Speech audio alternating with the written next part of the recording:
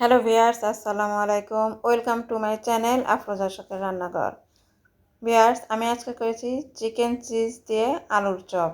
একটু ভিন্ন ধরনের চপ, খেতে কিন্তু অসম্ভব মজার। আসছে রোজা, তো চলুন দেখে নেওয়া যাক এই চপটা আমি কীভাবে করেছি। আমি আলু সেদ্ধ করে স্ম্যাশ করে নিয়েছি।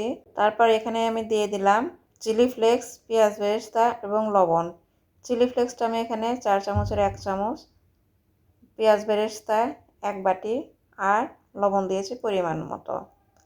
তো এগুলো দিয়ে আমি আলুর সঙ্গে ভালোভাবে মিলিয়ে বা মাখিয়ে মিশিয়ে নেব। তো দেখতেই পাচ্ছেন আমি কিন্তু আলুটার সঙ্গে ভালোভাবে এগুলো মাখিয়ে মিশিয়ে নিচ্ছি। পেঁয়াজ বেরেস্তা দিয়ে ভালোভাবে মাখানো হয়ে গিয়েছে। এখন আমি এখানে দিয়ে দিলাম 4 চামচের 1 চামচ কর্নফ্লাওয়ার। সব কিছু মিলিয়ে আলুটা ভালোভাবে মাখানো হয়ে গিয়েছে।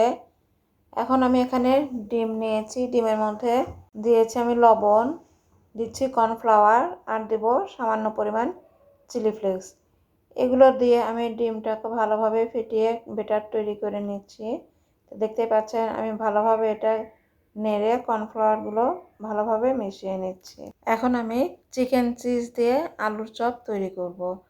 তো ভিউয়ার্স, দেখতে পাচ্ছেন আমি আলুর পরিমাণটা নিয়ে একটা বল তৈরি করে প্রথমে একটা বাটি মতন করে নিয়েছি। আমরা আলু পুরি বা ডাল পুরি যেভাবে করে থাকি ঠিক সেভাবে একটা বাটি তৈরি করে নিয়ে এখানে আমি 2 টুকরা চিকেন এবং একটু চিজ দিয়ে একটা বল শেপ তৈরি করলাম।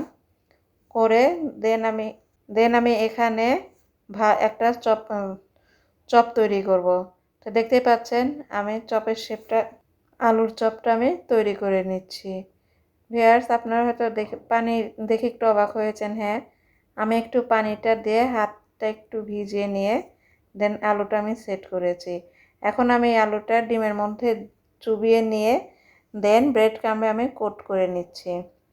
তো দেখতে পাচ্ছেন আমি আলুর চপটা এভাবে একটা তৈরি করলাম। আপনাদের সুবিধার্থের জন্য আমি আরও একটি করে দেখিয়ে দেব। এই আলুর চপটা খেতে অসাধারণ মজার হয় এবং এটা হেলদি খাবার, যেখানে আলু, চিজ এবং চিকেন, ডিম সবগুলোই আছে। রমজানে এই আইটেমটা বেশ ভালোই লাগবে খেতে। আপনাদের সুবিধার্থের জন্য আমি আরও একটি করে দেখিয়ে দিচ্ছি। ভিউয়ার্স, আমি এখানে যে চিকেনটা নিয়েছি এই চিকেনটা আমি একদম ছোট ছোট করে কেটে রান্না করে নিয়েছি বা কি বলবো মানে ভুনে নিয়েছি। এখানে আমি সব রকমের মশলাটাই ব্যবহার করেছিলাম আর চিজটা আমি মজরেলা চিজ নিয়েছি। তো দেখতে পাচ্ছেন আরেকটা আলুর চপ কিন্তু হয়ে গেল। আমি একইভাবে বানিয়ে ডিমের ব্যাটারের মধ্যে দিয়ে তারপরে আমি ব্রেড ক্রাম্বে কোট করে নেব। তো কেমন লাগছে আপনারা অবশ্যই লাইক কমেন্ট করে জানাবেন আর আশা করি পুরো ভিডিওর সঙ্গে থাকবেন। এভাবে আমি সবগুলো চিকেন চিজ আলুর চপ বানিয়ে ফেলব। হয়ে গেল চিকেন চিজ দিয়ে আলুর চপ। এই চপটা বানিয়ে আমরা ফ্রোজেন করে রেখে দিতে পারি বা আমি রেখে দিব।